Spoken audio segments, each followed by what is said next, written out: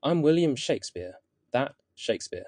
You probably think I'm some old dude who wrote boring plays no one understands. But listen, I wasn't just about writing tragedies and sonnets. I was weird, wild, and dare I say, freaking hilarious. So, let me introduce myself in a way that won't make you fall asleep halfway through. I couldn't spell my name the same way twice. Seriously, even I wasn't sure if I was Shakespeare, Shakespeare, or Shakespeare. Maybe that last one was just wishful thinking. My birthday? Who knows? Officially, I was baptized on April 26th, 1564, but I tell people I was born on April 23rd. It sounds cooler. Plus, it's the same day I supposedly died. Poetic, right? Ever said swagger or eyeball? That was me. You're speaking Shakespearean every day. You're welcome. I invented the knock-knock joke. Its first use ever was in Macbeth. Yes, even that creepy play needed a laugh break. Don't judge me. I left my wife my second best bed. Yeah, people thought I was throwing shade, but it might have been the bed we shared most. I had to leave her something. I wasn't made of gold. I didn't leave behind any letters, journals, or texts, even though I was definitely the texting type. Just the plays, folks. If you wanted a personal diary, tough luck.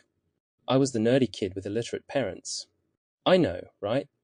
Who would have thought a couple of non-readers would raise me? There's no portrait of me from when I was alive. So, those pictures, just guesses. I could have been a real hottie for all we know. I cursed my own tomb. If you mess with my grave, you're cursed. I wasn't messing around. You've been warned. I borrowed a lot of my stories. Call it what you want, but I turned them into masterpieces. Think of me as the original remix artist. Rumor has it I ran away after stealing a deer.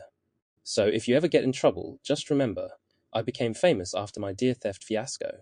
Some people think I was a secret Catholic. Shh, I'm not saying I was, but I'm not saying I wasn't.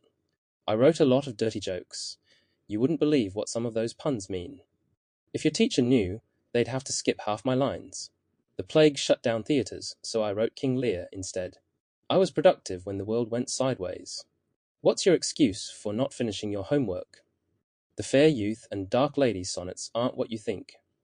No, not love poems. They're about drama, ambition, and betrayal. My life was like one giant soap opera. Some say I helped with the King James Bible. Am I holy? Who knows? But if that book sounds poetic, well, you're welcome again. I was a part owner of a theatre and a tavern. What can I say? Drama's better with a pint. I liked small acting roles in my own plays. Oh, you bet I jumped in. Sometimes I even played a ghost, because why not? The moon? Obsessed. I mentioned it 70 plus times in my plays.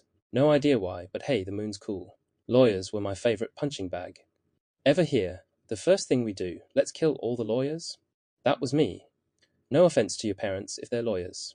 I knew over 30,000 words. That's way more than most people use. And no, yeet isn't one of them. I wrote about a ton of plants. Weeds, flowers, herbs, over 200 types. Clearly, I missed my calling as a florist. Archaeologists found cannabis residue in pipes from my hometown. Is that cap or no cap? You figure it out. My years from 1585 to 1592. A total mystery. No one knows where I was or what I was doing. Maybe I was in a rock band. My plays are packed with crazy insults. You lily-livered pigeon. That one's from me. Feel free to use it next time your sibling annoys you. I loved killing characters in ridiculous ways. Ever seen someone get eaten by a bear on stage, die from being cooked in a pie, or pass from simple indigestion? Comedy gold. I reused character names a lot.